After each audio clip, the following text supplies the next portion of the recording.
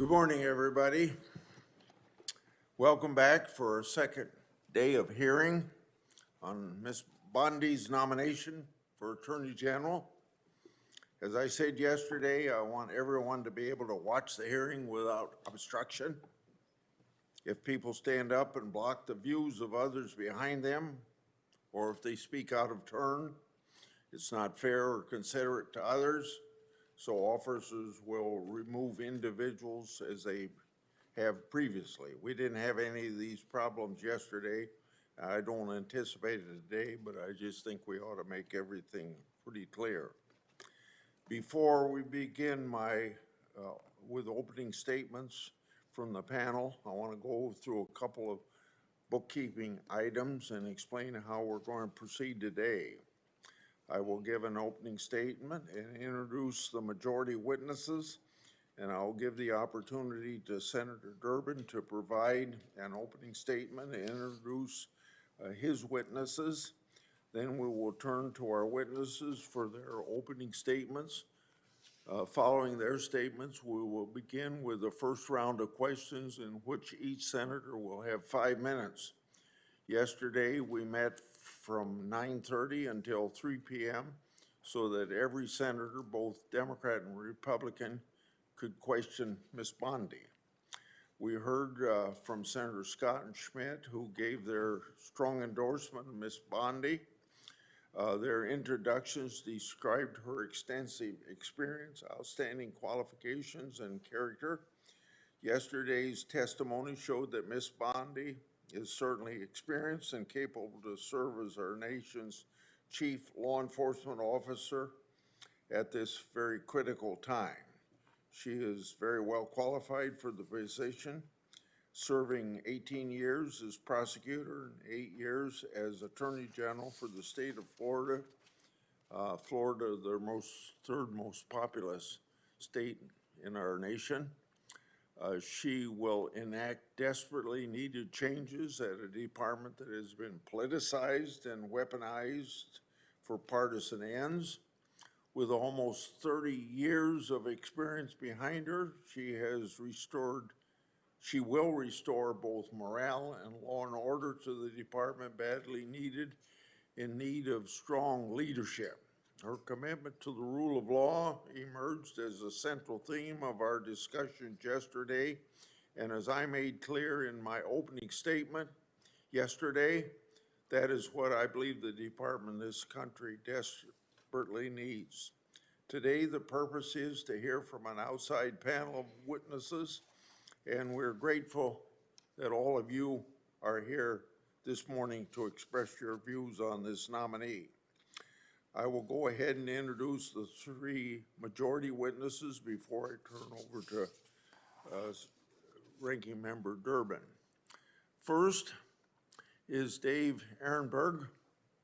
Until just a few days ago, Mr. Aronberg was the elected Democrat state attorney for Florida's 15th Judicial District. He served in that role for 3 terms since he was elected in 2012. Mr. Aronberg also previously served in the Florida State Senate and as a White House fellow in both Clinton and Bush administrations at the Treasury Department. He has known Ms. Bondi since 2010 when he ran to be the Attorney General of Florida, a position Ms. Bondi obviously won. Notwithstanding their political differences, Ms. Bondi appointed Mr. Aronberg to be her drug czar to combat the opioid epidemic, and through that work, he came to know Ms. Bondi very well. Second, we have Mr. Nicholas Cox, who is Florida's longest-serving statewide prosecutor. He has served in that role since 2011. In his capacity as statewide prosecutor, Mr. Cox focuses on cases involving human trafficking, drug abuse, fraud, organized crime, gang violence, cyber crimes, and crimes against seniors. Mr. Cox also previously served a member of the faculty of Stetson University College of Law, where he taught trial advocacy, consumer law, counseling and negotiations, and criminal procedure. Mr. Cox has extensively experienced observing Ms. Bondi's work as a lawyer and administrator. Ms. Bondi began her career as an intern in his office while serving as Attorney General. She pointed him to his current office. Third and last, we have Sheriff Emery Gainey, a career law enforcement officer with more than 40 years' experience. Sheriff Gainey has served as the sheriff of 2 counties in Florida. When Ms. Bondi served as Attorney General, he served as her Director of Law Enforcement and Director of Victim Services. Through his work as law enforcement officer in Florida, Sheriff Gainey is very familiar with Mrs. Bondi's work with state, local, and federal law enforcement, as well as her work to address drug abuse, fight human trafficking, and victims of crime. Thanks, all of you, for serving. Senator Durbin. Thanks, Chairman Grassley. I want to take a moment to reflect on yesterday's session with Ms. Bondi. There seemed to be a meeting of minds on criminal justice reform and the pressing need to protect our children online. Those are good things. There are still some outstanding issues from yesterday's hearing that I'm struggling with. Let's start with a very important issue. Who won the election in 2020? Why are we still asking that question? For goodness sakes, we moved on to a new election. You would think that'd be over. The reason why that's still a relevant question is it gets to the heart of our democracy. The peaceful transition from one president to a new president by the will of the people without resistance and without denial. Does the phrase hanging Chad have any significance to our witnesses? It does to me and to every American. In the year 2000, Bush versus Gore, there was a contest that went on into December and numerous court contests associated with it as to who actually won that election. There came a moment when Al Gore stood up and said, that's it, it's over. I've gone to court, I can keep going to court, but I don't think that's in the best interest of this country. I concede, George W. Bush won. You didn't hear Democrats at that saying, never say that in public. Never concede that in public. He did. George W. Bush won the election because Al Gore decided to step out at a point when Bush was ahead, period. End of story. That is what a democracy is all about. One person concedes, the other person wins. We move to the next president and ultimately the next election. But that's not the case in the year 2020. We still have a candidate, in this case, President Trump, who's in denial as to what happened in 2020. And as a consequence, some characterize it a big lie, whatever you want to characterize it. It really is an important question because it gets to the fundamentals of anyone seeking a position in the cabinet of this president or serving our nation. Do they acknowledge the peaceful transition of power in 2020 from Donald Trump to Joe Biden? The answer is yes. The reason is we had the certification of the electoral vote. Senator Klobuchar remembers that well. And we went through the process we're supposed to go through in our Constitution. End of story. But yet when I asked that simple question of Ms. Bondi yesterday, she was unable to say just expressly yes. Joe Biden received more votes than Donald Trump and was elected president in 2020. Why is that such a hard question? I don't understand. Why couldn't she state it plainly that that's what happened? When a nominee for Attorney General is afraid to state a simple fact, then what does it say about the future of our democracy and the credibility of our system of justice?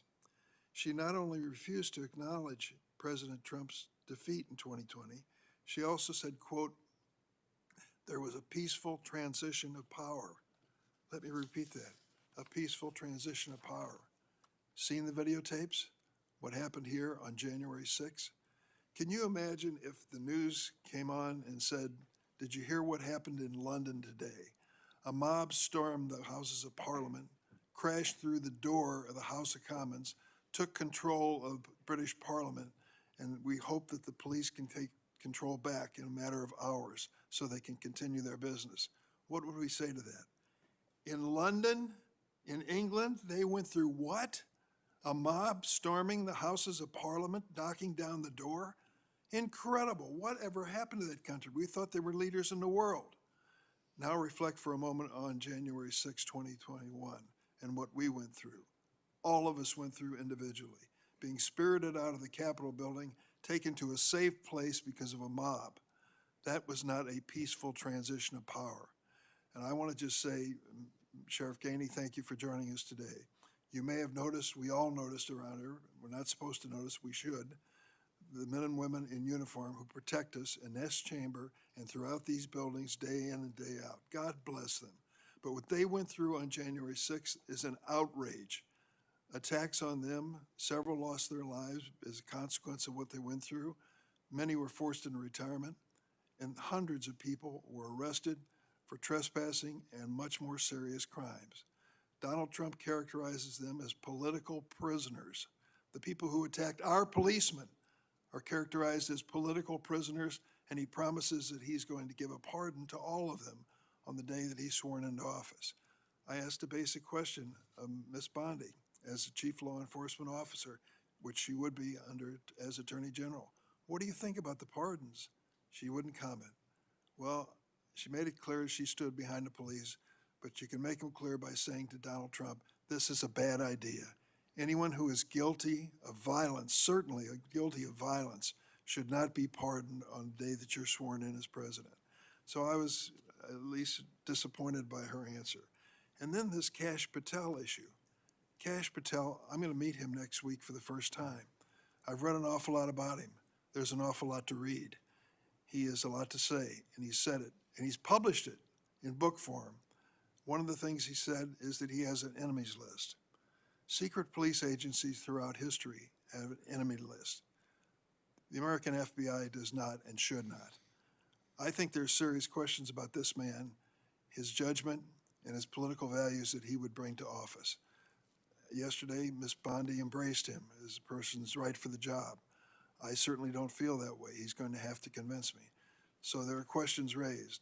Having said that, I want to concede two things.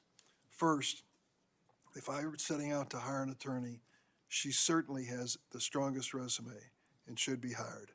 Number two, the testimony today, particularly from people of the opposite political party in Florida, is a testimony to the fact that she's been bipartisan and very effective as Attorney General.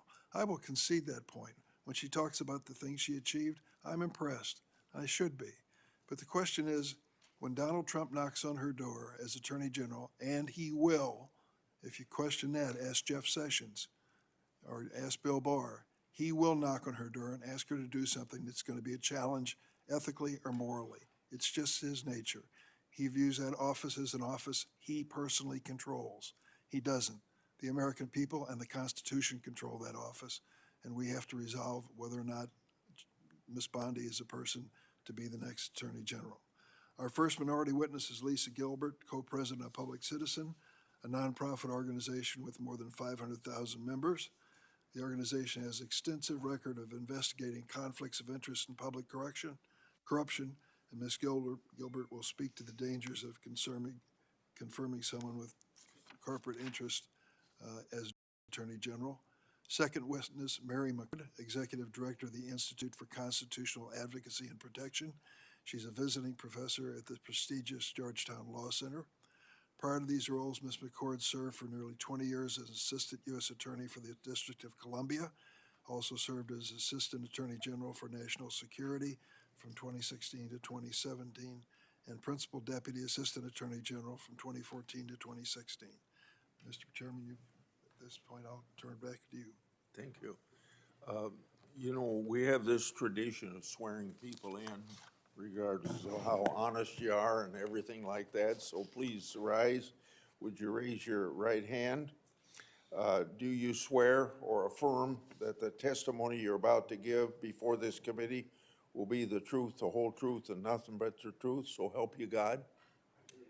I've seen all of you say yes to that. Thank you very much. And now you may proceed with your statements, and we'll start with Mr. Aronberg and just go across the table that way. So please start out. Thank you, Mr. Chairman, Ranking Member Durbin, Senators. In 2010, after serving 8 years as a state senator in Florida, I ran for Florida Attorney General. I faced a fellow state senator in the Democratic primary and one of 3 Republican candidates in a potential general election. Pam Bondi was one of those 3 candidates. This was her first run for political office, and she was the only candidate in the race on either side whom I did not know. At our first candidates forum, she came up to me with a big smile and told me her younger brother, who may be here today, Brad, worked with me at my old law firm as a summer associate and had very complimentary things to say. That was vintage Pam Bondi. My potential future opponent immediately disarmed me by ignoring partisanship to reach out to me as a human being. Pam won her primary, and I lost mine. I then endorsed my Democratic primary, who faced her in the general election, and then Pam won that election too. Despite the fact that I was on the other side of the aisle and did not support her campaign, Pam called me to offer the position as her drug czar to combat the opioid epidemic that was ravaging Florida and to shut down the state's ubiquitous pill mills that fed the nation's addiction. She offered me this position because she knew from the campaign that fighting the opioid epidemic had been my career priority and an important part of my campaign platform. It did not matter that I had a D after my name. She believed I was the best person for the job, regardless of party affiliation. I accepted the position and received a little pushback from my side of the aisle, but nothing compared to what Pam Bondi received. At a party event, one county Republican chairman was so angry that he wagged a finger in front of her face to condemn her decision. He didn't argue that I was unqualified, just that she was resurrecting a Democrat's political career who had just lost badly in a statewide election. On that, he may have had a point. I served as drug czar, though, for 2 years and then got elected as a Democratic state attorney for the next 3 terms, 12 years until last week. But you don't wag a finger in Pam Bondi's face and get away with it. Pam's kind and genuine and loves people, but she's also tough as nails. Pam met this guy's fire with fire, putting her own finger in the party leader's face to defend her new employee, and she didn't care that I was a Democrat or that she didn't know me that well at the time, or that one day this could help me run for office, which it did. She didn't do it because she one day hoped I would have her back at a Senate confirmation hearing. It was just the person she was and still is. When AG Bondi and I began our anti-pill mill initiative, 7 people a day were dying from prescription opioid overdoses, and there were more pain clinics in Florida than McDonald's in Florida. A year later, she convinced a reluctant Republican legislature to pass crucial, long overdue reforms, including a prescription drug monitoring program that dramatically reduced doctor shopping. AG Bondi used her bully pulpit and her bipartisan relationships to get it done. Today, Florida's pill mills are no more. The steady stream of cars from Appalachia that constituted the OxyContin Express are a distant memory, and countless lives have been saved because of our state's days as the drug dealer for the rest of the country is an ignominious part of our past. Pam Bondi and I have always had our political differences, although that has never come between our friendship. I supported the presidential campaigns of Barack Obama, Hillary Clinton, Joe Biden, and Kamala Harris. I've been outspoken on cable TV and streaming channels on a host of legal issues, including with Professor McCord, including the dangers of targeting one's political enemies. I was critical of the Durham investigation, which led to questionable criminal cases and embarrassing acquittals. A prosecutor's job is to follow the evidence and the law without fear or favor.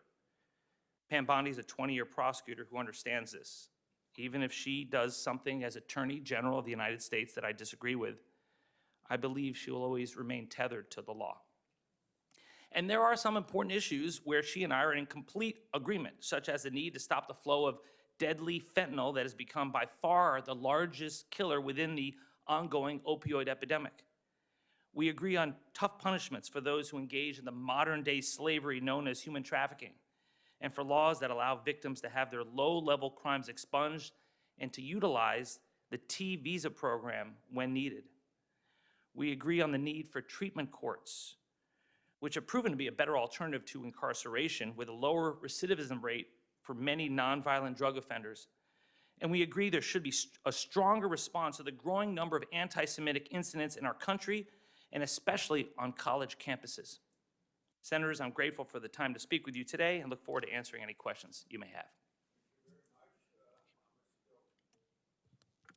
Chair Grassley, Ranking Member Durbin, thank you for the opportunity to testify. I'm Lisa Gilbert, co-president of Public Citizen. Public Citizen is a 54-year-old nonprofit organization with 500,000 members and supporters across the country. We champion the public interest in the halls of power, working to ensure that our government and enemy work for the people, not for wealthy special interests and corporations.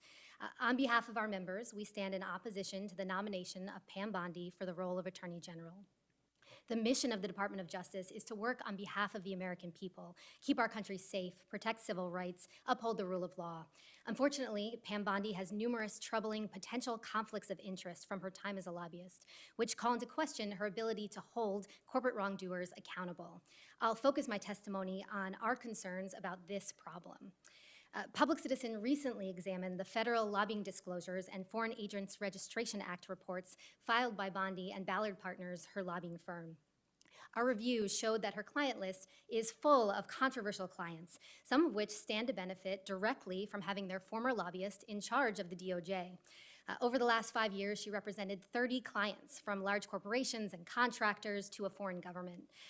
In addition, during her earlier time as Florida Attorney General, a recent New York Times review found several pieces of evidence that seemed to demonstrate her general tendency to assist corporate allies and corporate lobbyists' strong belief that Bondi was exceptionally accessible to lobbyists and amenable to the agendas of their corporate clients. Bondi had a large number of domestic clients, but today I'll highlight just two. Geo Group, the nation's largest private prisons company, and Amazon, an e-commerce giant. Bondi was registered to lobby the first Trump White House in 2019 for Geo Group. Both DOJ and DHS inspectors general have been critical of prison management of Geo Group, and they stand to profit substantially if the Trump administration's new immigration detention and deportation policies result in filling empty or underutilized beds in their facilities. As a real precedent for this concern, Public Citizen did research back in 2019, which showed Geo Group's contract dollars rose by over 40% in the first 2 years of the Trump term. Now to Amazon. They're, of course, a very well-known tech company. Bondi was registered to lobby for them in 2020.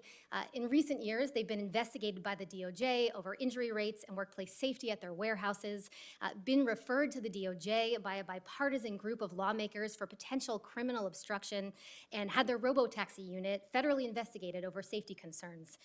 In addition, DOJ and the FTC recently reached a settlement with Amazon regarding children's privacy violations via Alexa. And of course, Amazon also receives multi-billion-dollar contracts from multiple federal agencies, ranging from DoD to NASA. Beyond these examples of potential domestic entanglements, Bondi was registered as a foreign agent, lobbying on behalf of foreign governments and officials. To highlight just two, Bondi worked for both the Embassy of Qatar and a Kuwaiti investment firm. For Qatar, the goal was the improvement of their often criticized human rights record before the 2022 World Cup. For the Kuwaiti investment firm, the work was an attempt to free a Russian money manager arrested in Kuwait on terms of embezzlement from her and her staff to the tune of tens of millions of government funds. So, to conclude, we believe a person with this deep record of controversial business and foreign government lobbying should not be considered for Attorney General. A well-functioning DOJ needs to be tough on corporate crime and work to improve the lives of our communities. This level of corporate entanglement just speaks to exactly the wrong incentives. During the first Trump term, corporate enforcement plummeted at the DOJ, and we really fear a repeat of this pattern. Public Citizen, to that end, recently created a tracker of ongoing federal investigations that are at risk of being dropped or weakened or modified. The tracker includes 237 investigations, which has cases against 192 distinct companies. Shockingly, nearly 1/3 of those companies have known ties to the incoming Trump administration. And as highlighted throughout my testimony, Pam Bondi is no exception. To be clear, we do not think that this level of corporate alignment can be addressed simply by recusals. Bondi's broad representation of and lobby registration for corporate interests is much more than a list of potential conflicts. It instead represents an overall sense of prioritization. It's a net of potential conflicts that there really isn't a realistic escape from. If her nomination as Attorney General proceeds, we are really concerned that she will take actions that reflect the needs of these types of entities. So with that, I want to thank you for giving me the opportunity to present the views of Public Citizen and welcome any questions.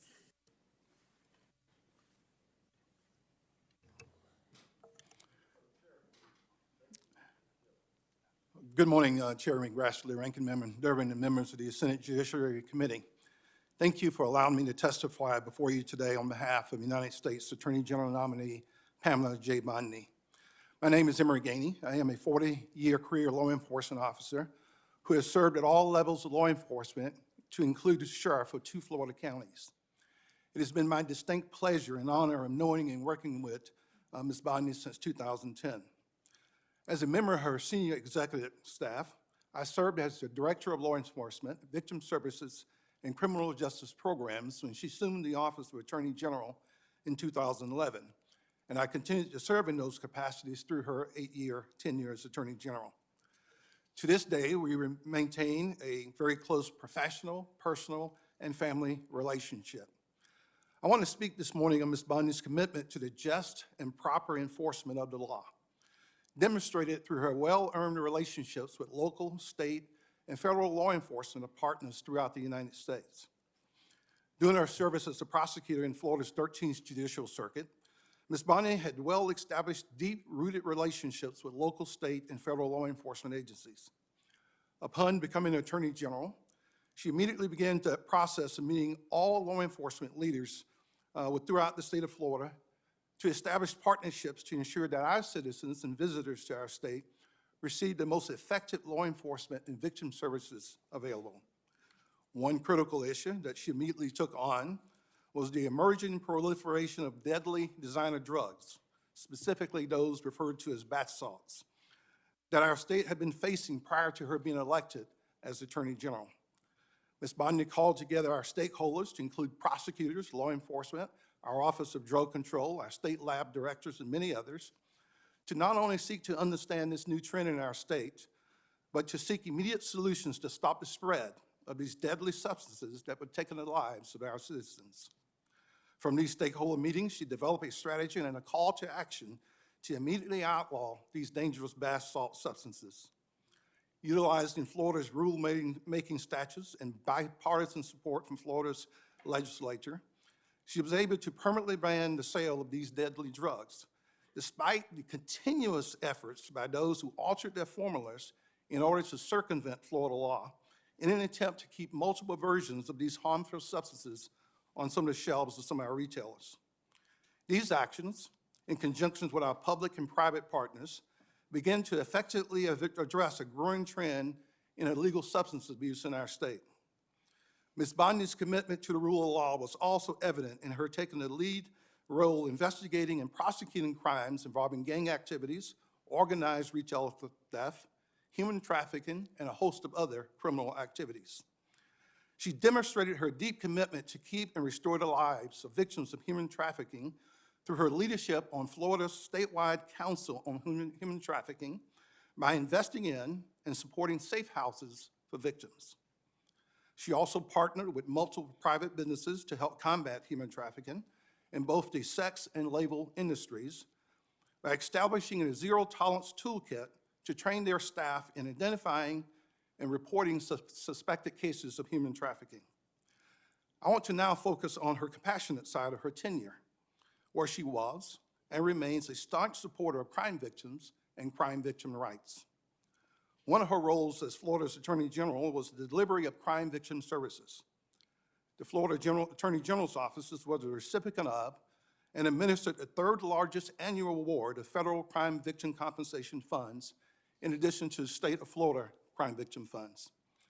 Ms. Bondi dedicated a team of experienced victim advocates and crime compensation professionals to work with our local governmental and non-governmental agencies to ensure crime victims receive all the benefits allowable in the state and federal laws. Her personal compassion was constantly on full display when meeting with crime victims and their families. I stood beside her at crime scenes when she visited victims in hospital rooms, at family relocation centers, at conferences of victims of crimes, and many times one-on-one in her offices. She demonstrated her commitment to fairness and justice by not only rigorously seeking to hold perpetrators of crime responsible for their acts of violence, but she also demonstrated the same level of passion, care, and empathy for those innocent citizens who found themselves, through no fault of their own, a victim of some of the most horrific crimes committed by individuals against fellow human beings.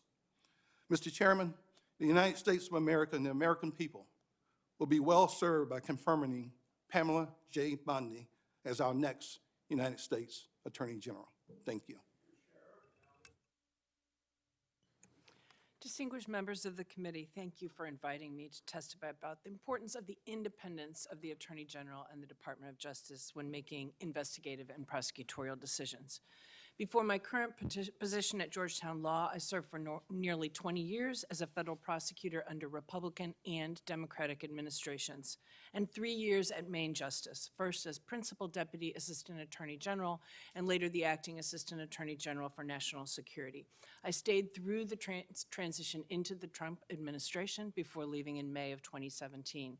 I do not know Pam Bondi. I am here today to speak because of my long career at the department, my reverence for the department and its mission, and its independence. The lawyers and law enforcement officials at the Department of Justice are critical to preventing the weaponization of the department and preserving impartial adherence to the rule of law. For the Attorney General, this means taking seriously their oath of office, which is to the Constitution, not the President. It means recusal if their impartiality regarding any particular investigation or case could reasonably be questioned. And it means reaffirming long-standing policies limiting contacts between the department and the White House on specific investigations and cases. The oath to the Constitution means that if there is inconsistency between what the President may ask the Attorney General to do and what the Constitution requires, the Attorney General must choose the latter. Although she is a member of the President's cabinet and therefore expected to implement the President's policy priorities, her duties are limited by the Constitution. That means, among many other things, not targeting people or associations for investigation or prosecution based on protected speech or association, not executing searches without a warrant, not denying the equal protection of the law to all people within the United States. It also means that any prior role as part of the President's legal defense team is over once the oath of office is taken. The Attorney General is not the President's personal attorney. She is the attorney for the United States. When President Ronald Reagan nominated William French Smith, his former personal attorney, to be the Attorney General, Smith was asked during his confirmation hearing how he proposed to ensure that his former relationship would not compromise his independence. Smith responded, "I would have to be very conscious of situations where it could appear that because of that relationship, a problem might be created."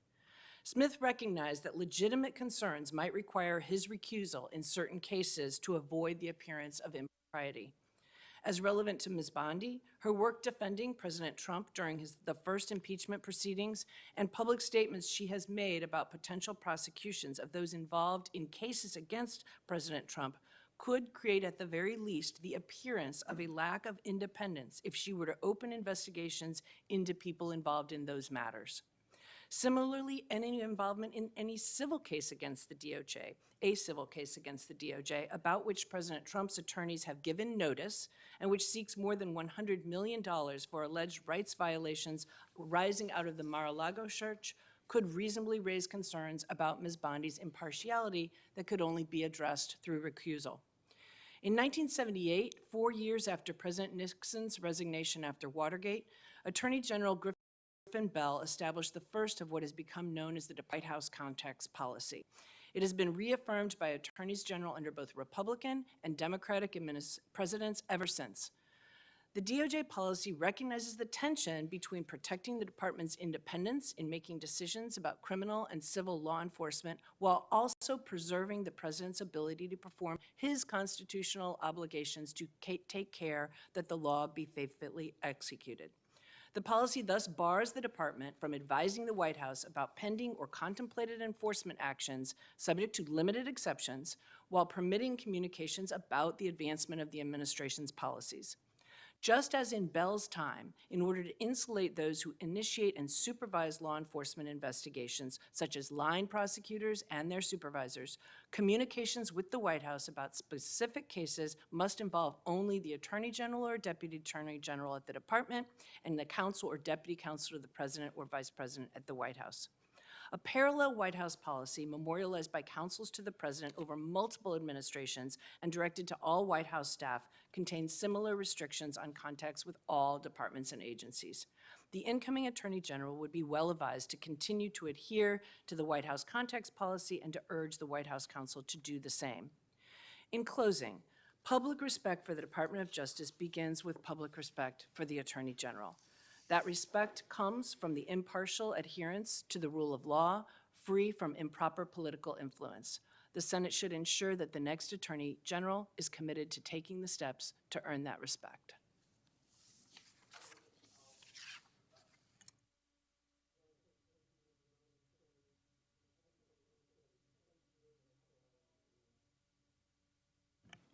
Thank you. I just want to say thank you very much for allowing me to be here today. For a man from a small town in Florida whose father was a trucker and mom was a mail carrier, this is, being before the United States Senate, this is a true blue honor, so thank you for allowing me to be here. I know Pam Bondi. I've known her for about 35 years, and I've known her as a prosecutor. I've been her colleague, I've been her supervisor, she's been my supervisor, and I know her as the statewide prosecutor of Florida.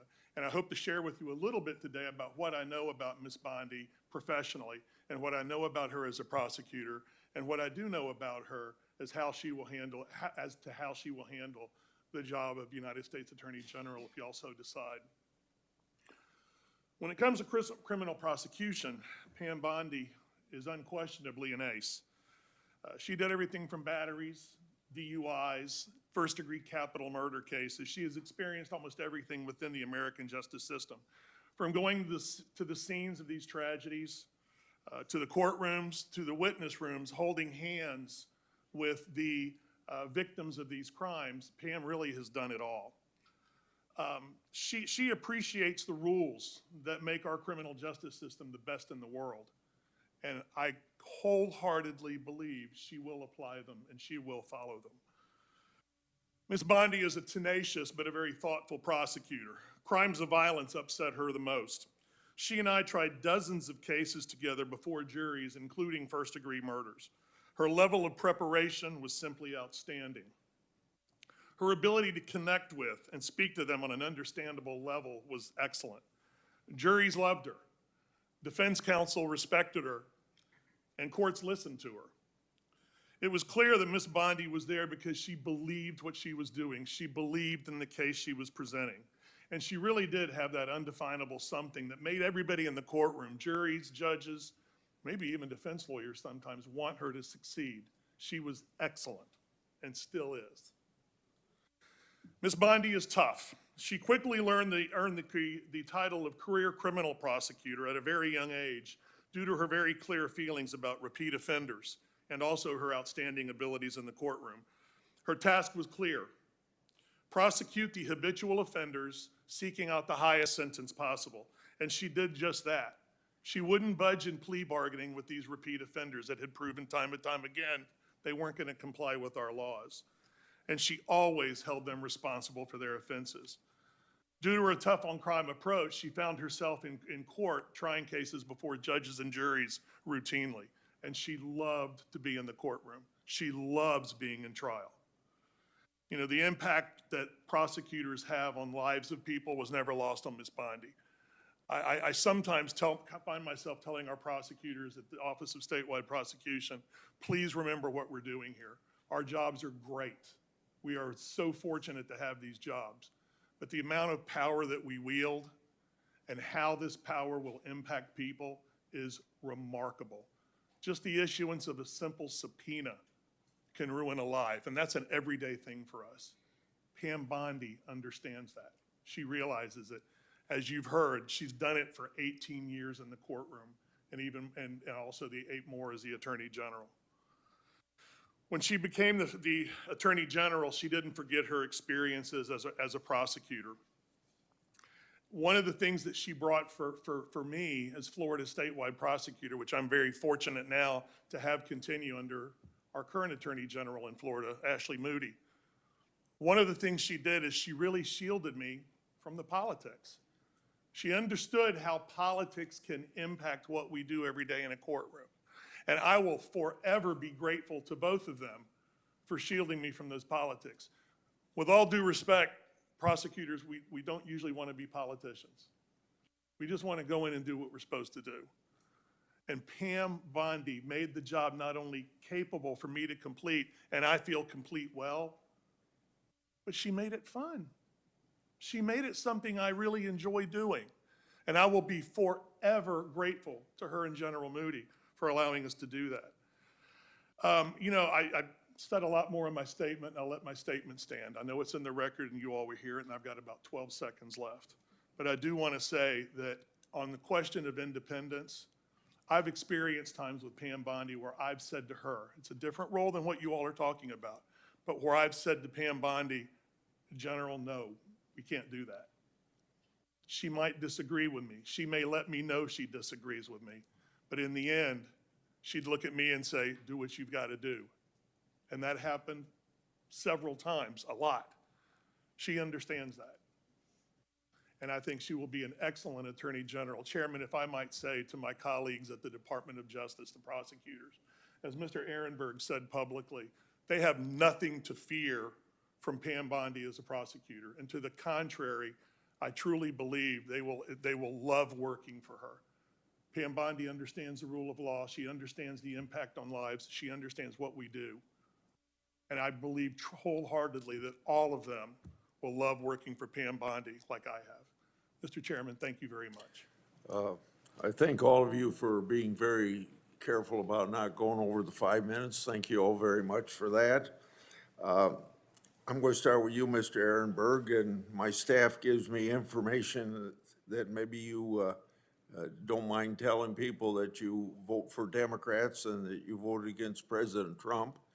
I'm just saying that you probably don't mind us saying that, or you wouldn't have told us. You clearly have political differences with Ms. Bondi, and I'm sure you disagree with her on many issues. So what would you say to critics of Ms. Bondi who believe that she is, quote unquote, too partisan to serve as our nation's Attorney General? Thank you, Mr. Chairman.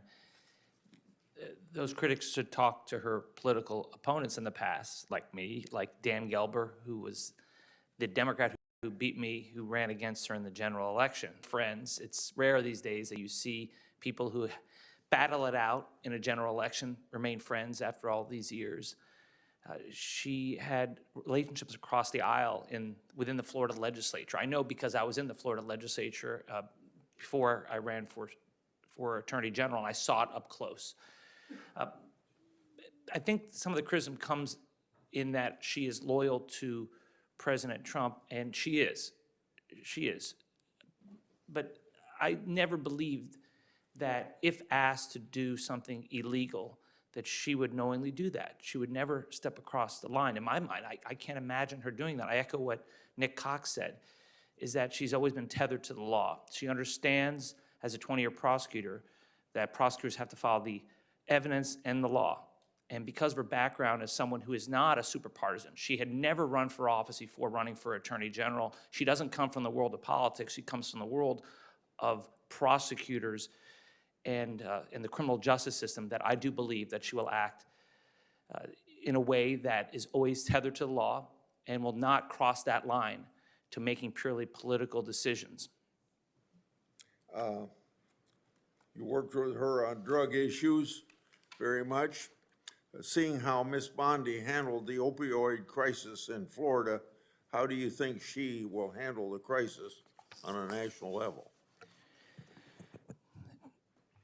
I think she's going to get tough on fentanyl across the border. I don't know the specifics on how she plans to tighten up on it, but I know she's going to make it a priority, because when we had an opioid epidemic in Florida and we were the drug supplier for the rest of the country, She went to a reluctant Republican-dominated legislature and told them we needed to pass this prescription drug monitoring program, something that had been stalled for a decade in Tallahassee, and she got it done.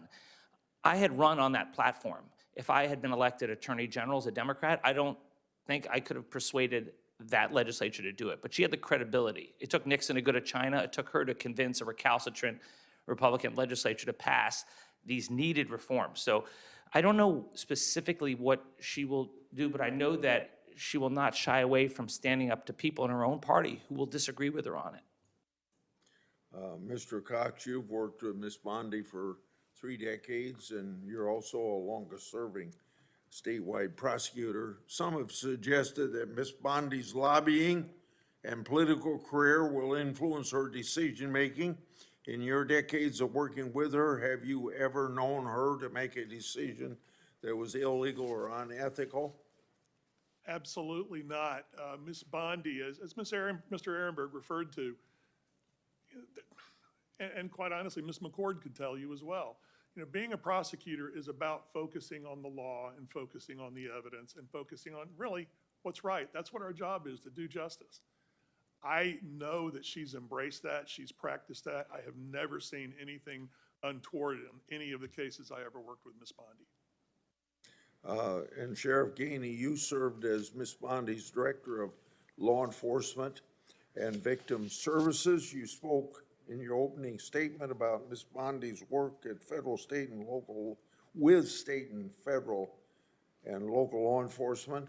What would you say is Ms. Bondi's biggest achievement as Florida's Attorney General from the perspective of you as a law enforcement officer? Senator, her willingness to partner with law enforcement is not uncommon for her to call together sheriffs and police chiefs, state law enforcement, and federal, to seek from those leaders and directors what the issues are. Florida is a large state. Those issues are vast, and they change from one state to the other. She sits down with those partners, discusses those issues, and then fiercely do everything in her power to ensure that the men and women in our state and our federal offices in our state have the resources and the tools to do their job. Was not uncommon. We had, during the legislative session, Sheriff's Association met in her office. The Florida Prosecutors Association met in her office. She provided space so it can be there to consult with her and her team and her staff on a regular basis as we address issues before our legislature every single year. Senator Durbin. Sheriff Gainey, let me follow up with you on that subject. You're aware of what happened here January 6th in the Capitol complex and the law enforcement personnel who were attacked by the mob, the demonstrators, and a number of them, hundreds of them, have been prosecuted, and some are serving sentences for violent felonies against our police. Was there anything like that in your background dealing with Ms. Bondi where she's been called on to make a decision on standing up for law enforcement in similar circumstances? Senator, every single day, quite frankly. She had worked with, we unfortunately experienced law enforcement officers killed in the state of Florida.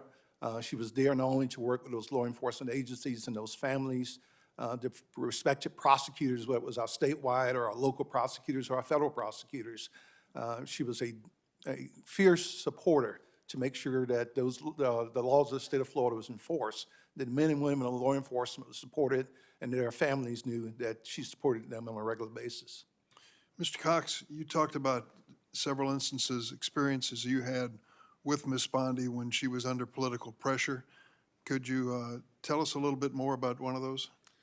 Quite candidly, there was some pressure at the beginning when Mr. Aronberg mentioned about the, oh, I apologize. You want to pull that microphone close to you? That is the first time anyone's asked me to pull a microphone closer. I may change my mind. Go ahead.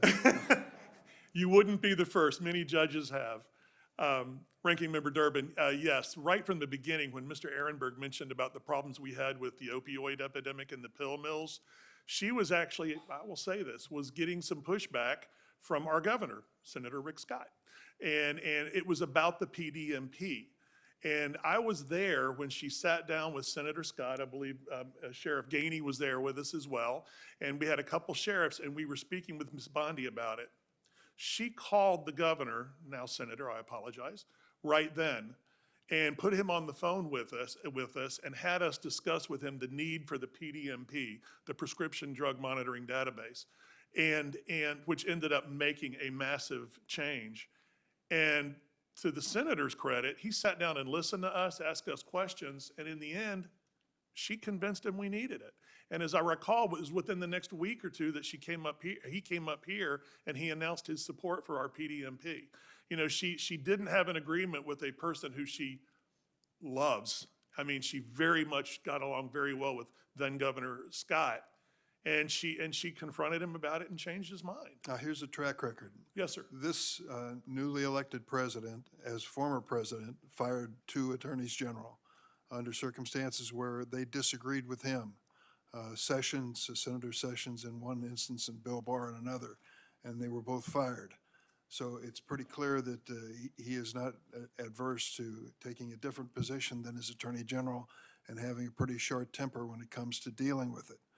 That's the reality of what we see on the record, not once but twice. Can you understand our concern about whether she would react positively if he put that pressure on her? I can understand your concern, yes, sir. But the Pam Bondi I know as a prosecutor, where her heart is as a prosecutor, and having my experience with her, myself telling her no when she was the Attorney General, I believe she will stand up to it. I truly believe that. She understands what our duty is. She understands, I think, the boundaries of the ethics, as she mentioned several times yesterday. She understands all of that. And she's a true prosecutor. Yes, sir, I believe she will do it. Thank you. Ms. Gilbert, on this question of conflicts of interest and recusal, Ms. McCord, I invite you to answer this as well in the short time left. You seem to suggest that she can't recuse herself out of her current situation. Her background as a lobbyist and attorney representing private interests, that she might be able to find some response to it, but it can't overcome what you called systemic or whatever the characterization you used. Haven't we had attorneys general in the past with backgrounds in the private sector facing similar circumstances? We have had lobbyists become attorney general in the past, but nowhere near the scope and scale of Ms. Bondi, with 30 clients of her own in just the last 5 years and coming from a firm that represents such a broad swath of corporate America. It would be very hard for her to remove herself from every situation that touches on these corporate interests. One easy example, I mentioned Geo Group. There's not a pending enforcement action or investigation into them. There is one into their top rival, the other biggest private prison company, Core Civic. She would not be expected to recuse herself from that. However, ramifications from it could impact Geo Group. And so it's just one small example of how interconnected corporate America is and how hard it will be for her to remove herself from all these situations. I think my time is up. You next time. Yeah, I'll be acting on behalf of the chair, and I am next in the order. Mr. Aronberg, you ran in a primary, got defeated by a Democrat, endorsed that Democrat in the general election against Pam Bondi, and Pam Bondi hired you? Thank you. Correct, Senator. Thank you. And actually, I can tell that you've still got a liberal leaning, because in the same sentence that you complimented Pam Bondi, you took a shot at the Republican-led legislature by calling them recalcitrant. So, I mean, folks, you need to pay attention to that. This is somebody who's been a foe, who probably spoke against her in a public setting, and she had the temperament and the good judgment to look past your political views and hire you into her organization. I think that says a lot about people. In fact, I've made friends with the guy that ran against me, and nobody on the Democrat side seems to like him anymore. Ms. Gilbert, this lobbying thing and I don't mean this in the time allowed. Can you talk about specific things that she lobbied for versus the firm that was retained? I don't know if Cutter hit the bingo card today. It may have for you. But then when Ms. Bondi explained that this was $115,000 a month for a firm that was handling human trafficking cases, is that bad?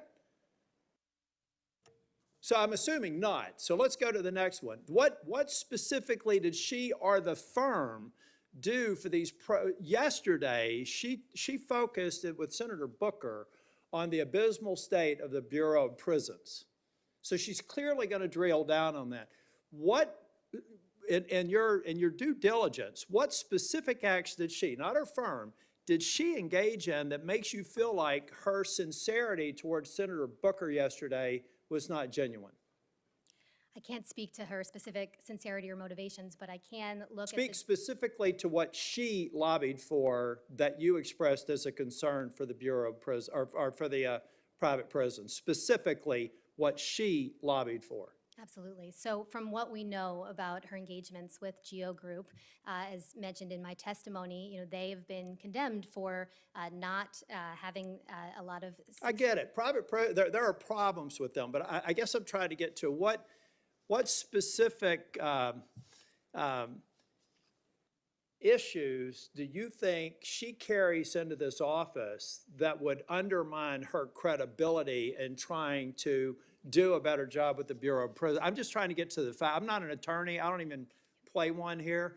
But I'm just trying to figure out what specific acts did she do, other than around here, it'll be on the bingo card for Kash Patel, because we know where that's headed. But what specifically, for any of the high-tech, any of them, what specifically did she advocate for, other than the, by reference, concern that we may have? That's all I want to know from your organization. What specifically have you found about Pam Bondi in a filing, in an argument, in a letter that she specifically said that you believe would undermine her credibility? Yeah, and I think from our perspective, it is about the appearance of impropriety. It's Okay, actually just not appearances, about- so you don't have a specific example. It's about the engagement Yeah, okay. with this entity and the Okay, fact so that I get it. But in the same way that we know the facts about Cutter now, because we ask about it, it'll be interesting to see what specific role that she played. Thank you. I appreciate you being here. Ms. McCord, you worked in the Obama administration. Were you a career or political? The entirety of my time at the Department of Justice, I was in a career You were position. in career position? Okay, thank you. Mr. Gainey, it sounds like I did the same thing, or I have done the same thing that I think Pam Bondi has done, just call somebody out of the blue and say, we got to take it a different direction. Isn't it also, I mean, she got a lot of blowback from the Republican legislature for some of the work that she was doing, to the point that Mr. Aronberg made. Is that true? That is true, Senator. In fact, it's the call that Mr. Cox referenced was on a Saturday morning, to be more So I specific. bet if we went back at the time, like I sometimes get attacked, I bet if we went back at the times, we'd probably find several examples where people were taking shots at her from her side of the aisle for doing something that's proven to be very important. So she strikes me as somebody that was her power, that was her influence back in her time as prosecutor, and she stood up to him and did the right thing and didn't really care whether or not she got reelected. Is that correct? That is correct. Thank you all. On behalf of the chair, Senator Klobuchar. Thank you very much. Thank you also to Senator Durbin, and thank you to the witnesses before us today.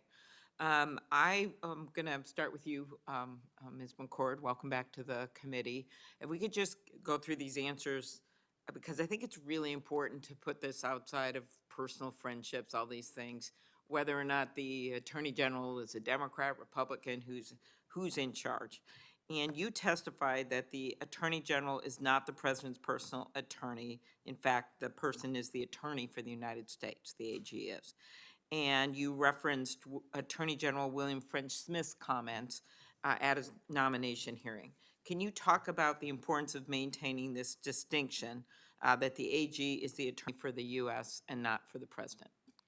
So it's important not only to have the confidence of the career prosecutors and law enforcement officials in the department, but also to the country, because the loyalty does need to be to the United States and to the Constitution. And there may be times, and I think Senator Durbin pointed out times in the previous Trump administration where the Attorney General did not show sufficient loyalty to Donald Trump, and those attorneys lost their positions. Okay, thank you. And in your written testimony, you described the Justice Department's White House contacts policy. that was established following the Watergate scandal. It's been reaffirmed by AGs under both Republican and Democratic presidents ever since. The policy states that all communications about particular cases from the White House or Congress must be referred to the AG or other high-level officials in the Justice Department in order to preserve the integrity and independence of DOJ investigations from political interference. Yesterday, I asked Ms. Bondi if she agreed with former Attorney General McCasey, Republican Attorney General, that any attempt, that was his words, any attempt by the White House, his words, to interfere with a case is not to be countenanced, and any call to align assistance or to a United States attorney from a political person relating to a case is to be cut and curtailed. She affirmed that she agreed with that statement. You also testified to a parallel White House policy, Ms. McCord. Can you speak to the importance of both the Justice Department and the White House maintaining and abiding by strict contacts policies? Well, historically, like I said, post-Watergate, these policies have been instituted under Republican and Democratic administrations. In fact, Don McGahn, the White House counsel in the first Trump administration, reissued that White House contacts policy in January of the first term because he recognized the importance that it not just be a DOJ policy, that all within the White House staff know not to pressure the department or other departments and agencies when it comes to specific matters. And how can Congress exercise its oversight authorities to ensure that the policies on both sides are being followed? I think starting with the questions you asked yesterday, Senator Klobuchar, is a good start. And if it should come, if there should come any time where it seems like these policies are not being complied with, or if there is a refusal to adopt or continue those policies, those are something that Congress should be very concerned about. Okay. Ms. Gilbert, you've been before us many times on the subject of antitrust. And as you know, and I know, and many Democrats and Republicans on this committee know, monopolies will go very far to preserve their power. Tech-funded groups, for instance, spent hundreds of millions of dollars against Senator Grassley in my bill, which was, of course, not just supported by consumer groups, but also by groups as conservative as the NFIB, the Small Business Association, because of the unfairness of monopoly tech companies putting their own products at the top of their search engines and the unfair competition that results when they have that kind of power. You know, there are cases out there right now that are really important on monopolies: Google, Apple, Live Nation, Ticketmaster, RealPage, that are being litigated to their fullest. Why is it important that the new AG continue these cases to protect consumers, enhance competition, and just the general question about the rules of the road and how important this is as Senator Grassley and I reintroduce our bill? Absolutely. Thank you for that question and for your and Senator Grassley's great work in this space. We are hopeful that the new Department of Justice will continue the cases that have been begun over the last 4 years. We've been really excited to see the strong forward momentum for dealing with corporate concentration, taking on monopolies head on. It's so important for consumers. Public Citizen is a consumer organization, and as we think about regular people and engaging with the markets, if they are squeezed out, if they can't sell their products, if there isn't fair competition, if small businesses can't get ahead, these are all problems for regular Americans. And so just really hopeful that the DOJ will continue what they've started, that these cases roll on, and then also want to put a plug in for your fantastic bill, yours and Senator Grassley's. We hope as the DOJ continues, so can the work here in the Senate on this important policy to stop self-preferencing, as you mentioned. All right. Well, thank you. And I wanted to thank also others on the panel for their important work when it comes to pill mills and what it was and is going on with these horrible situations where people are getting hooked while people are profiting off of it. Thank you. On behalf of the chair, Senator Schmidt. Thank you, Mr. Chairman.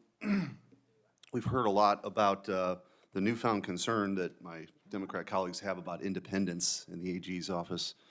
Given over the last 4 years, it is ironic. Ms. McCord, I do want to ask you, you're talking about the importance of independence. Is it concerning to you that Eric Holder, while he was Attorney General, described himself as Obama's heat shield and his wingman? Is that concerning to you? That's probably not the best description of the job of the Attorney General, but I think the record probably speaks for itself and speaks differently. Okay. Loretta Lynch met with Bill Clinton just days before the FBI interviewed Hillary Clinton on the investigation as it relates to emails. Does that meeting with the spouse and former president of the subject of the investigation, is that concerning to you as it relates to the appearance of independence? My understanding of that is a chance encounter at an airport on the tarmac, and that does not actually give me concern. Okay. I don't think that's what happened, but that's an interesting characterization of that. But I think, and I'm going to switch to you now, Mr. Cox, because these are sort of related. I think the frustration a lot of Americans feel and why the decline in trust and faith in the Department of Justice is they saw exactly what happened over the last 4 years, which was a very obvious attempt to try to jail a political opponent. And I'm not going to ask you to comment on that. Thank you. Yes. I'm not going to ask you to comment on that, but I think that's why you see a lot of the questions that are asked by my Republican colleagues on this committee. It's just this lawfare.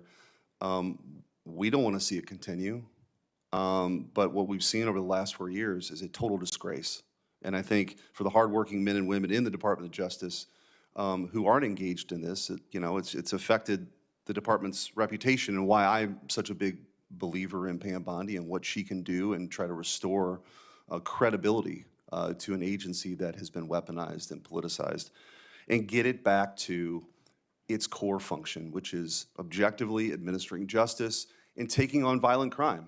And I just want to ask you, in your experience with Pam Bondi,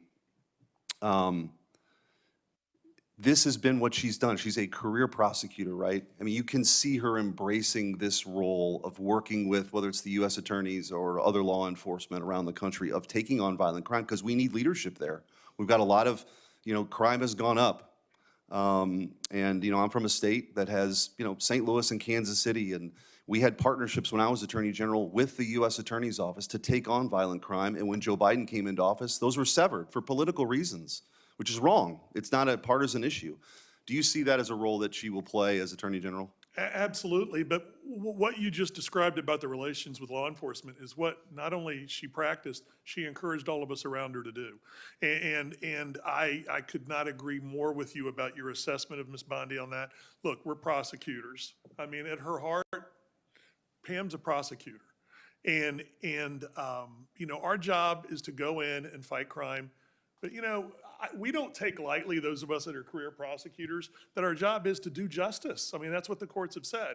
And at her heart, 100%, that's Pam Bondi. It really is. So yes, and Pam loves law enforcement. I mean, let's not kid each other. We all love law enforcement and everybody and everything they stand for. And so, yes, sir, I believe she would do that with law enforcement and prosecutors. She did it in Florida. And we'll talk offline about your role. It's an interesting role because in Missouri, the local prosecutors are the ones, there's no office of statewide prosecutors, so I'm not going to ask you about that. I just find that Not common. It's not a common thing. But in your experience in serving with Pam Bondi, did you find her committed to enforcing the law equally and impartially? Oh, yes, sir, I did. I mean, that's what we're supposed to do. And she embraced it. Yes, sir, she did. She is a complete prosecutor. She is a total prosecutor. And that's why when I speak to her independence, it's because she believes in it and it's in her heart. I mean, seeing her recently, I mean, I know that's where she is. I really truly meant it when I said to my colleagues at the U.S. Department of Justice, if confirmed, you're going to love working with Pam Bondi. I couldn't agree with you more, which is why I was thrilled to be able to give that introduction yesterday of Pam. I think she's going to be an outstanding Attorney General. And I think like I said yesterday, I think she deserves a bipartisan vote, not only in this committee, but on the Senate floor. Thank you for being here today. Thank you, sir. Senator Welch, you're next. Thank you very much. And I think all the witnesses, I read your statements and watched, and I want to thank the Florida folks for being here on behalf of somebody that you know well and worked with a long time. She clearly is a competent person and has quite a resume. So you reaffirmed that. A couple of questions that I have are less about her and her qualifications and more about this question that looms out there, where there's a mutual concern here about not using the justice system for political reasons. And there's a point of view with my Republican colleagues that it's been used that way in the prosecutions against Donald Trump. I don't agree with that, but I hear them on that. And there's a concern on my part, and I think a lot of our others, that Donald Trump has made very explicit statements that he intends to pursue political adversaries, and he's named them, including my colleague, Mr. Schiff, Liz Cheney. And he is now a president who enjoys the benefit of he will be a president who enjoys the benefit of the immunity decision by the Supreme Court. I strongly disagree with that decision. I don't think anybody is above the law. That's the whole basis upon which our country was founded. But I take him seriously when he says he wants a prosecutor to go after after his political adversaries. And the tradition in the Justice Department since Watergate has been to really create a near firewall between the administration, the executive, and the Justice Department because of its special role. And all of you are law enforcement, so you just know how awesome that power is that you have, and you have to have restraint as well as aggression. So how does an attorney general handle a president who has already put an immense amount of pressure on Bill Barr, one of his attorney general, who did it on Mr. Sessions? And shouldn't we take seriously the president's threat, President Trump's threat, that he's going to go after his political adversaries? And how do we deal with that? And how do we assess that in terms of this decision? I'll ask you, Ms. McCord, to start. Thank you, Senator. As we know that in the first Trump administration, Attorney General Sessions made the decision to recuse himself from the Russia investigation because of his work with Donald Trump during the campaign and because of meetings he had had with the Russian ambassador during the campaign. He recognized that appearance of impropriety and the need for independence. He also appointed a special counsel to take over that investigation. Those are the kind of steps that are required when there could be pressure, and there was pressure put on Attorney General Sessions. Indeed, I think forever after that recusal decision, he fell out of favor with the president and ultimately was fired. But those are the things that an independent attorney general needs to take seriously and needs to do to demonstrate that commitment to independence from political influence. And what's difficult here is that none of us know whoever is in that job and is confronted by a very determined President Trump to do something that from the prosecution point of view may not be appropriate, a political prosecution of an adversary for payback. There's no way to know how any of us, as committed as we are, would be able to withstand that pressure. But I'll talk to you, sir. You work with Pam Bondi, Pam Bondi, and have a high opinion of her. I'll give you the opportunity to say how she would be able to withstand what I think is inevitably going to be an enormous amount of pressure by the president at a certain point when he decides, directed towards whoever serves as his attorney general. Let me start out by saying I've been fortunate enough not to be in that situation because I've had attorneys general that I work for, like Pam Bondi and Ashley Moody. However, a prosecutor's job is a solemn thing. The impact we have on lives is human power, and you're absolutely right. It's got to be respected, it's got to be appreciated, it's got to be embraced. And sometimes that means that I've been in positions before where I've thought, if I do or say this, I could lose my job. But you've got to be willing to do that. I don't know how else to say it. It's tough. It's very tough. My job, fortunately, is really not a political job because of my AGs. Right. But you do have to be in the position sometimes when right is right to have to stand up and buck up. All right, well, thank you very much. I yield back. Senator Cruz. Thank you, Mr. Chairman. Thank you to each of the witnesses who are here today. Mr. Cox, let me start with you. Yes, sir. You worked with Attorney General Bondi for over 35 years. Yes, sir. Can you speak to her leadership style and how she managed the Attorney General's office? Fair, of course, very kind, but firm. She was very decisive. That's what I liked about her. But in her decision, Ms. Bondi always listened. There were times she and I disagreed, several times, many times, where we would disagree, and she would hear me out. Sometimes I'd change her mind, believe it or not. It wasn't often, but it happened. But sometimes, she would listen to me and go the way she felt. That was her job. She was the Attorney General. But she is very firm. She's very decisive. And I will tell you, the number of times I walked with her, she appreciates my role and our role as prosecutors. The number of times I would walk away from her and she wouldn't agree with my decision, maybe on a particular case, and she would tell me, do what you got to do. I mentioned it earlier in my statement. That's the Pam Bondi that I worked with. That's why I'm so confident in her that she can fill this role. So I think the single most important responsibility that General Bondi will have at the Department of Justice is restoring integrity to the department. I think over the last 4 years, we have seen a pattern of politicization and weaponization of the Department of Justice that has done massive damage to that institution, a storied institution that is incredibly important for the rule of law. Speak to your assessment of General Bondi's integrity and her ability to restore integrity to DOJ. Might I just answer that first off by saying she's a prosecutor, and that's what we're supposed to do. I've spoke to it several times, and I won't repeat myself, Senator. At her heart, she believes in the system. She believes in what we do.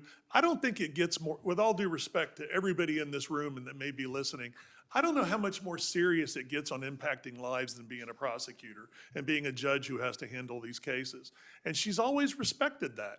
You know, I mentioned in my statement, she's never forgotten, she's never lost her humanity, and she hasn't. Might I say, I don't know if this is answering your question, Pam Bondi likes people, and she wants people to like her. And I don't know that that's so bad for an attorney general either, but she appreciates the impact of this job. I hope I've answered your question, Senator.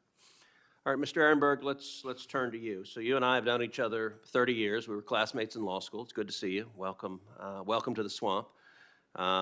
You live in Palm Beach, which is a lot nicer weather than it is up here. And you spent 3 terms as the elected state attorney in Palm Beach County. You're a Democrat. You ran as a Democrat, were elected as a Democrat. And you also, in this last election, voted for Kamala Harris. Is that right? Correct. You've also worked closely with General Bondi. Correct. In your judgment, describe, same question I asked Mr. Cox, how would you describe her leadership style and how would you describe her integrity?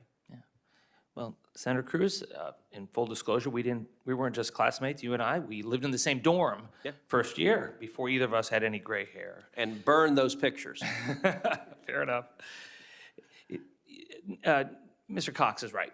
She has a very hands-on style. Everyone in the office knows her. She was not isolated from the rest of us. She walked the hallways. She was friends with everyone. She brought her dog to work sometimes, even though it probably violated code. And it was a big dog, the St. Bernard. And she was just she's a very likable Didn't have person. a barrel of whiskey under its neck, did it? Only in Bugs Bunny cartoons. She's a very likable person. And I think you'll find that from everyone who knows her in Tallahassee and throughout Florida. It's hard not to like. You can disagree with her politically, and she and I have our political differences. But as far as a boss, she never tried to big time anyone. She's a person like everyone else. She expects the best from people, but she has a real human touch about her. Now, you also worked with her very closely, in particular, in going after pill mills. Can you describe what you and she were able to accomplish together on that? We were able to shut down the pill mills. Florida was the pill supplier for the rest of the country. 98 of the top 100 doctors who dispense pills were in Florida. It was a national embarrassment. The OxyContin Express from Appalachia down to Florida. People would come down, buy their drugs, use, abuse, and then go home and sell them for a profit. We ended that. She appointed me to be the lead person, but we could not have done it without her. She was the person who got the legislature to change the laws. We couldn't have done any of that without that. She was the one who convinced them to pass the prescription drug monitoring program. That was indispensable. So it was her leadership that really led to a dramatic decrease in the number of deaths from opioid overdoses. Thank you. Thank you, Mr. Chairman. Thank you, Mr. Chairman. Thank you all for testifying today. Professor McCord, I'd like to ask you about January 6th attack on the U.S. Capitol. Can you succinctly define domestic terrorism? Domestic terrorism under the United States Code is a crime, an act of violence that is a crime under federal or state law that is done with the attempt to influence a policy of government through intimidation or coercion. Based on that definition, were some of the acts committed on January 6th acts of domestic terrorism?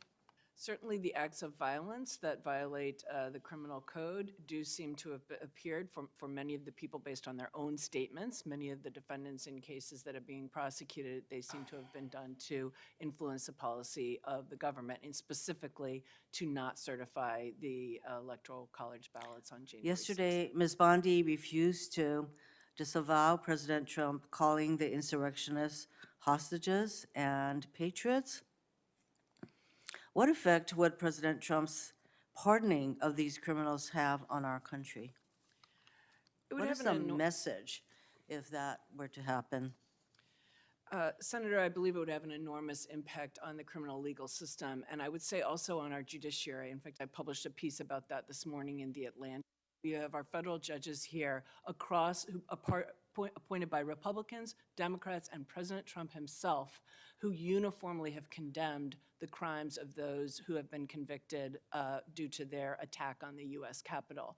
That anything close to a blanket pardon, which is what has been suggested but not promised by Donald Trump, without individual consideration of cases, would severely undermine these federal judges and undermine the criminal legal system. We know, and this has come up with one of my colleagues, we know from the disastrous Supreme Court immunity decision that President Trump pretty much has a free pass to do what he wants. An unfettered president is even more dangerous if the Department of Justice is not independent. So based on your extensive experience at the DOJ, are there warning signs that we should watch for to signal that the DOJ has lost its independence? Senator, I think as we've seen sometimes in the past, that when there are concerns among the career prosecutors and law enforcement officials at the department who have responsibility over investigations and cases, when they have felt pressured, many of them have actually resigned. We saw that during the first Trump administration with respect to some of the prosecutions involving Michael Flynn and Roger Stone. So I take it that people resigning is one indication that all is not well, that independence is maybe not what's in practice. I'm just wondering, if we were to ask the Attorney General if the president ordered you or suggested or hinted that you go after his perceived political enemies, would the Attorney General be able to cite attorney-client privilege and not respond to us?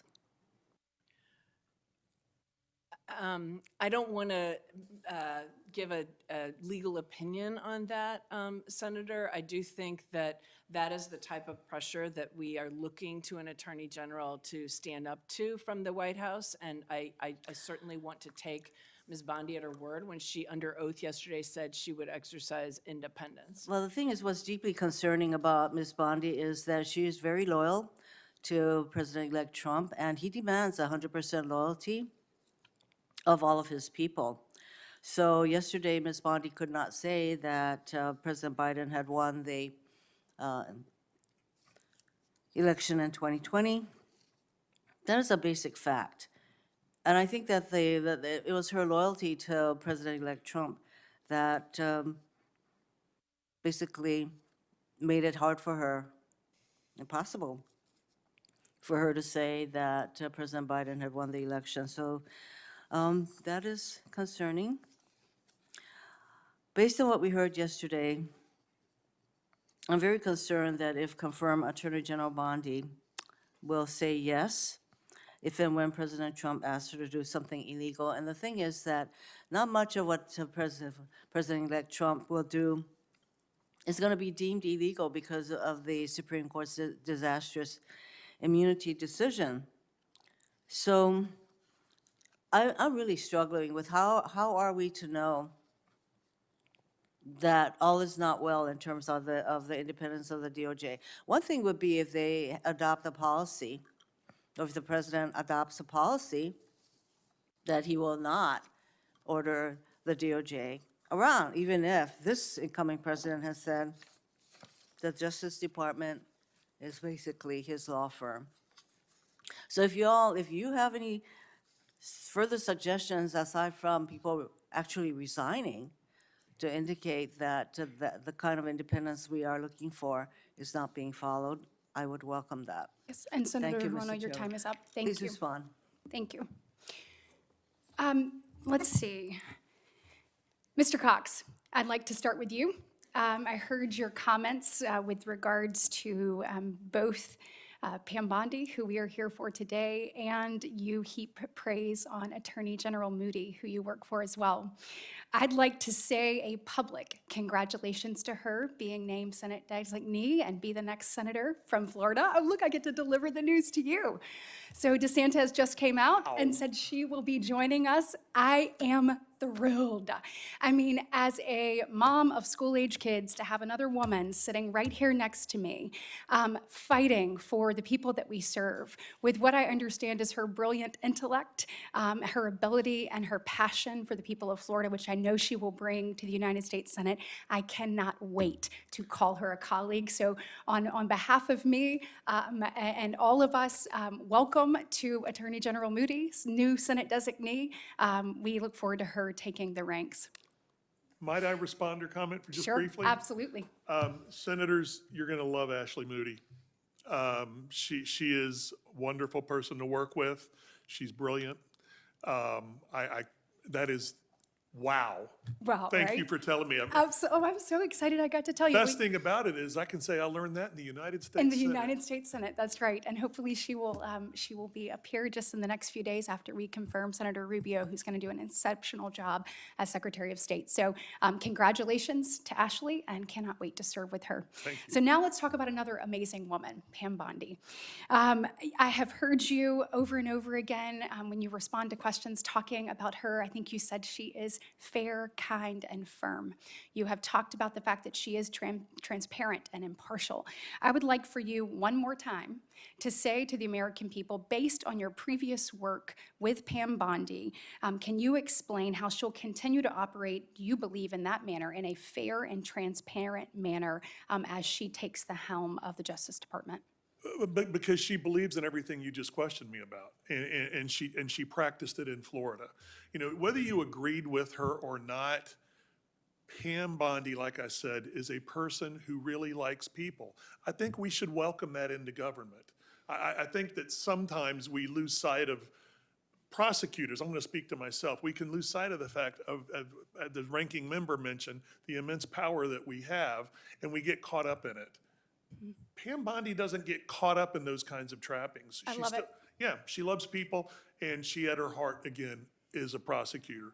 As Mr. Aronberg had mentioned, nobody has anything to fear from Pam Bondi. She is going to be a breath of fresh air if y'all send her there.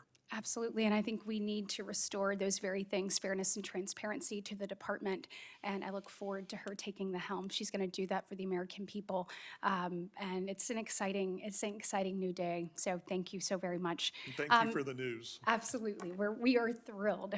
So, Mr. Aronberg, I learned obviously that we need to talk with you offline about getting those the stories on cruise, right? And also that she has a Saint Bernard. I have a Newfoundland, so who knew that we both had love for the large dogs? And Sheriff Gainey, I know that you've had an opportunity to work with Pam Bondi as well. I want to talk to you specifically, both of you, about the opioid epidemic, about what we've seen with drug trafficking. I mentioned it yesterday. We heard Pam lean into this as well, but there is nowhere in my state that I travel where someone does not tell me a story about losing a loved one to opioid abuse, addiction, overdose. And so tell me from your experience and how she works with state and local law enforcement officers, state and local leaders. I'm a big believer that local leaders know best. And you have people that come to DC that somehow get here and believe that we become experts on every issue. And the truth is you have to talk to the boots on the ground to learn what to do, how to do it, and to affect real change. And so can you both speak to her relationships with state and local law enforcement and workforce and how you believe she'll carry that to the Department of Justice, please?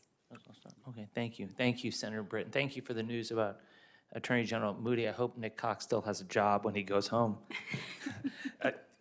When I was Attorney General Bondi's drug czar, we were visited by Gil Kurlikowski, who was President Obama's drug czar nationally.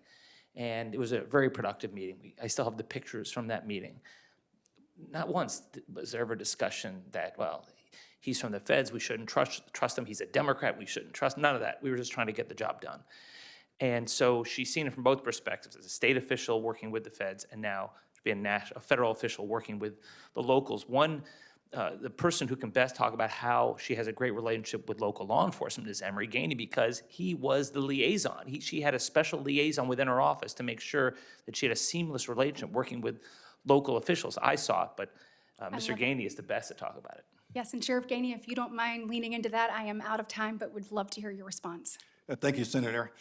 Unequivocally, that's one of the four leading rules of Pam Bondi. Work with our law enforcement leaders. Learn and understand the issues that each of those face. I mentioned earlier, we are a large state, as you well know. So there are diverse issues that the law enforcement from one end of our state, the others have to deal with. Pam listens to those. She encourages those. She asks for advice, want to know what's happening in the community, just the whole pill mill. And the bath salt issue was brought to her by a panhandle sheriff, quite frankly. What we've learned in law enforcement, we often see these things first. We start seeing these trends, and then we try to get them to our legislative leaders and our cabinet leaders to say, this is happening in our state. Sometimes they listen to us, other times they don't. Pam listened.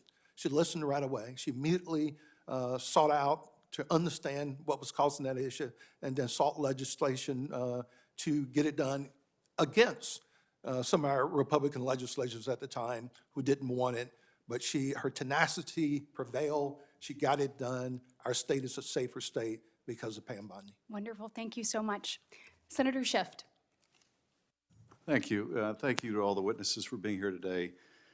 Greatly appreciate your testimony. Ms. McCord, you testified, thank you for all your good work over the years.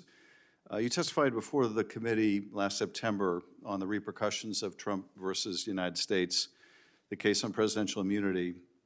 You wrote, I think in your written testimony, there's nothing stopping a president from directing the investigation of his political enemies, journalists, or activists, even where there is no basis for doing so. As you will recall from the hearing yesterday, I asked Ms. Bondi a number of questions about what her intentions were, how she would respond if the president asked her to investigate someone, whether she thought there was a factual predicate for a case, for example, an investigation against Jack Smith or Liz Cheney. For the most part, she refused to answer any specific question. Didn't give me a lot of confidence in her willingness to push back against those kind of improper orders from the president. What should the Attorney General do If a president is now, by virtue of this dangerous Supreme Court decision, immune from prosecution from violating the law and using the Department of Justice to do it, it doesn't mean the Attorney General should go along with it. What should the Attorney General do if the president says, I want you to investigate such and such political opponent? Well, first of all, I would say the immunity decision right now, as far as we know, applies only to the president. And so there's no immunity for Attorney General Bondi if she were to engage in illegal activity or unconstitutional activity in carrying out a directive of Donald Trump. But I think before we even get to that, it would be important for her to make clear that she is not going to direct her department attorneys or the FBI to initiate unfounded investigations. If they're as departments of justice throughout all of my tenure there, always we followed the facts and the law and did not target any person for investigation based on political reasons. So it's really, that's why the independence is so much more important even now in the wake of that decision, because she is the first person to have a position of standing up to the president. I also asked Ms. Bondi whether she would commit to preserving the evidence that was gathered as a part of the January 6th investigation by the department. She refused to commit to even preserving the evidence. Are there laws in place, or is it merely department policy not to destroy evidence? Should we have any confidence that that evidence will be preserved? Well, there certainly are Federal Records Act obligations that require that records be maintained. And so I think that she would be well advised to consult with attorneys, career attorneys who specialize in the Department of Justice and be guided by their counsel. And it's certainly important in this case, as in these cases, as in every case prosecuted by the Department of Justice or investigated, to maintain records. And if I could ask both you and Ms. Gilbert, recusal question.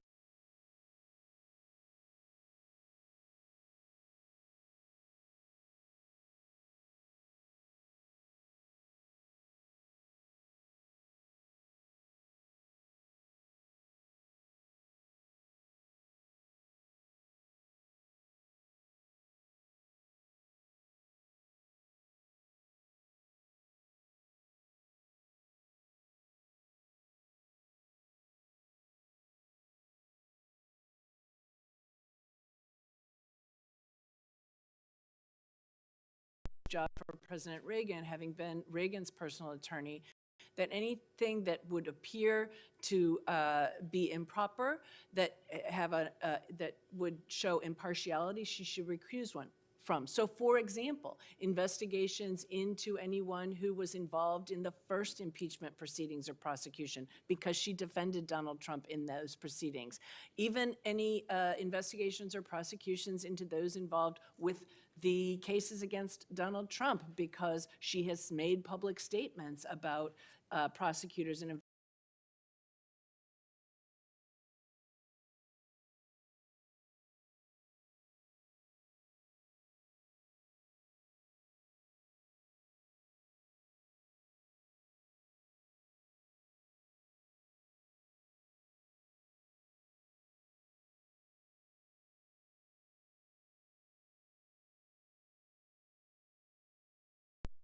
responding to that case. Thank you. And I just would like to note that obviously yesterday she clarified that she'd never represented President Trump in a personal matter, but actually worked there directly with the White House. Also, it's interesting because we have seen this body confirm members who have lobbied for the Chinese Communist Party and confirm them to positions at ODNI, and it didn't seem that my colleagues on the other side of the aisle had an issue with that. And it's also interesting that we continue to hear General Sessions being brought up at these hearings over and over again. I do want to remind people, obviously, he is from the great state of Alabama, but